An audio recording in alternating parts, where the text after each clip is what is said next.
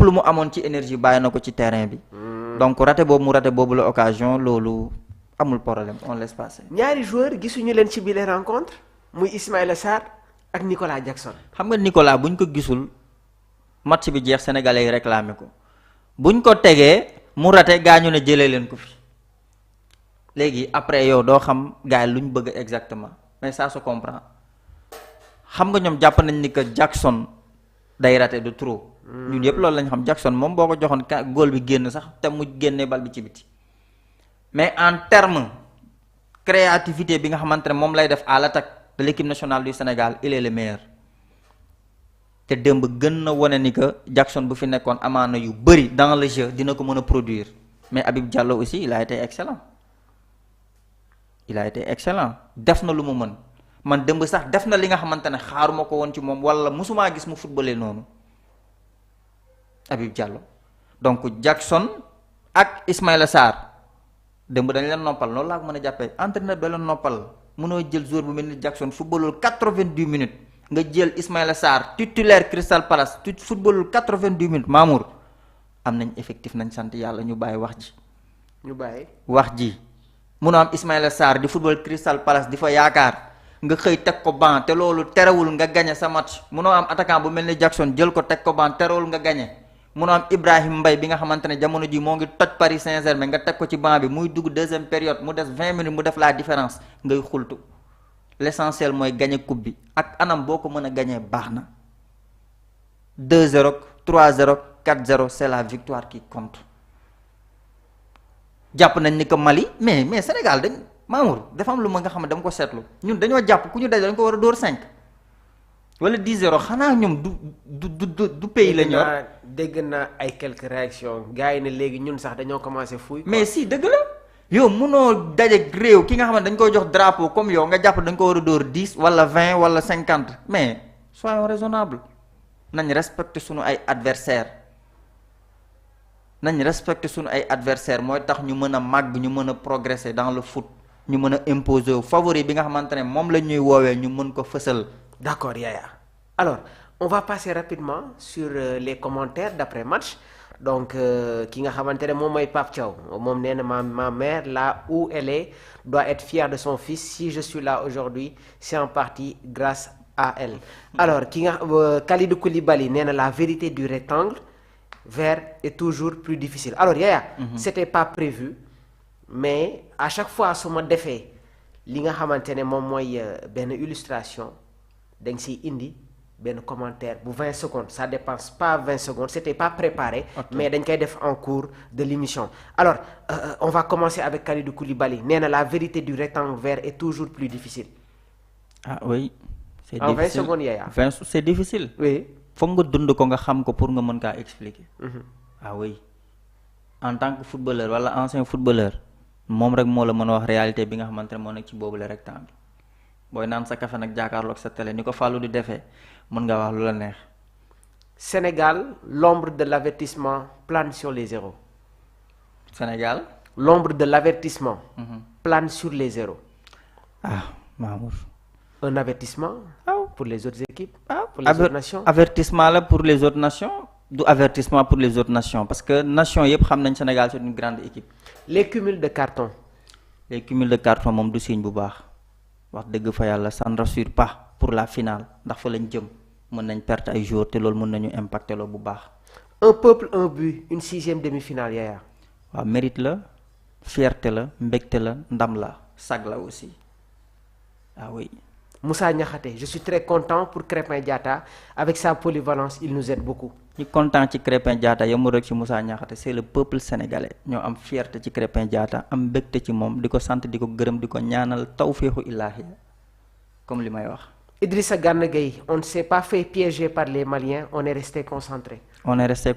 Boo xoolee Idrissa Gana Gueye nu mu doon waxee ak Sadio Mané nga xam ne expérience teewu na ci boobu les rencontres jarul përëx jarul yàkkamti l'essentiel ñu gagner parce que xam nañ nan la ñuy def pour remporter une coupe d'Afrique des nations ndax ñoom jot nañ koo dund. Kalidou Koulibaly avec l'expérience nous avons montré que nous sommes une grande équipe.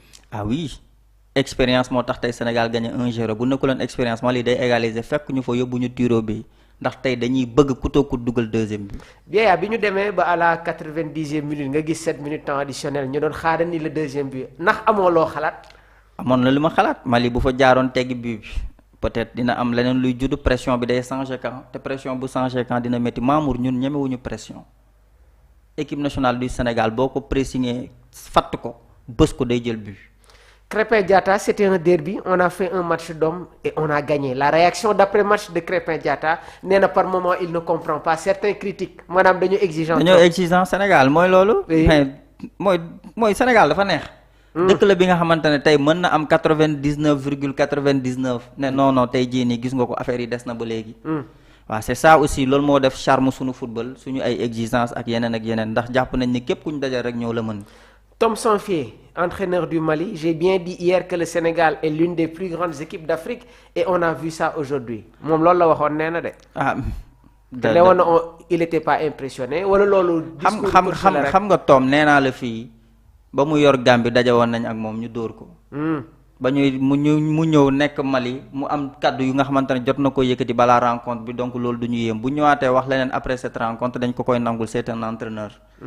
discours la bu mu jàppoon ni bu ko génnee dina motiver ses troupes waaye loolu demeewul noonu parce que ak lu ñu mën a wax Sénégal am na maturité maintenant dans ce genre de compétition. Pape Bouna Thiaw on s'attendait à un match engagé de la part de l'équipe malienne l'objectif est atteint. Mooy dem demi-finale ak lu ñu mën a wax mooy egg demi-finale.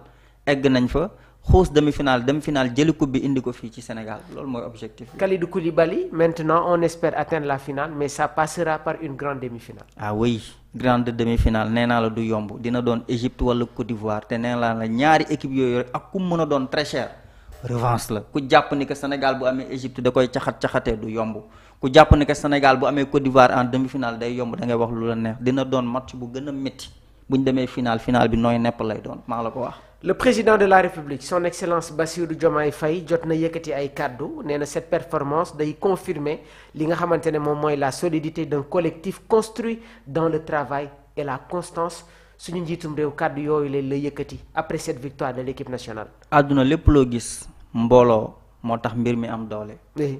bu mbooloo amee xol yi tàppandoo demandoo. ñu am benn gis-gis am benn bëgg-bëgg yéenante jàmm. lépp lu ñu song ci àdduna dañ koy daan.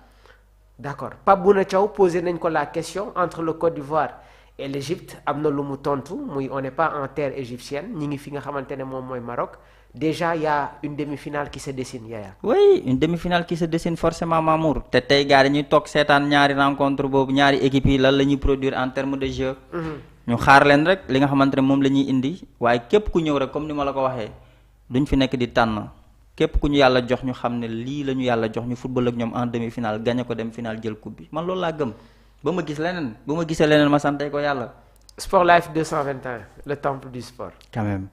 Merci beaucoup à Yaya Souaré merci beaucoup aux internautes de Sport Life 221 donc ñu ngi leen di jaajëfal bu baax a baax yéen ñi nga xamante ne voilà yéen a ngi woon ci direct bi bon je pense que Yaya suñu mënee jël la réaction des internautes ñoom tamit si jotaay bi lañ nekk donc 2 à 3 internautes je pense que mun nañu woo El Hadj Mokhtar Seck mun nga dugg ci direct bi le doyen univers moom tamit voilà je pense que sànq jotoon nañu échanger on va prendre sa réaction déjà gis naa mi ngi def énormément de commentaires ci chat bi donc nii lañ koy defee saa su nekk incha allah ci biir Sport Life 221 donc doyen univers ñu ngi lay ziar bu baax.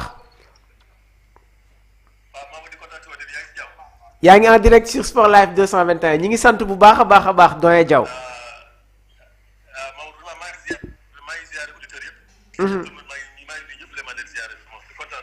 Merci beaucoup alors le Sénégal dans le carré d'as donc ñi ngi xaar ni suñu prochain adversaire pour les demi-finales le mercredi inchallah à partir de 17h gaynde yi war a jongante donc voilà démb soo ñu doon defal une analyse doyen Diaw si match bi nga xamante ne gaynde yi def nañ ko face aux Aigles du Mali. waaw boobu démb on a monté du caractère quoi. oui. sinon fan yii yëpp dama ko doon wax ci panel bi quoi may leen Mali bi ma gisoon Côte d'Ivoire. Mali boobu mu gën a taxaw Mali bi. d'accord. waaw te dama jàpp ni seen entraîneur bi. am Saint-Fiet pour man Mamour ah. ma ne seen entraîneur bi Oui. pour man dafa dénaturé football malien yi. Exactement. comprendre nga man équipe Mali bi nekkoon Côte d'Ivoire bi ñu éliminé woon fële bi ñu bari Côte d'Ivoire bi. Oui. équipe Mali boobu moo gën a taxaw équipe Mali. Exactement. moo tax man amu ci woon benn tout temps mais ñun dañ si génn franchement. Très bien. Vraiment ñi ngi lay jaajëfal bu baax alors ñi ngi xaarani tamit beneen rencontre bi war a am diggante Côte d'Ivoire ak Égypte soo ñu doon jox foofu noonu sa pronostic d'avant match doyen Diaw. waaw match équipe Côte d'Ivoire. match boobu ñun suñu devoir mooy toog di xaar rek. D'accord.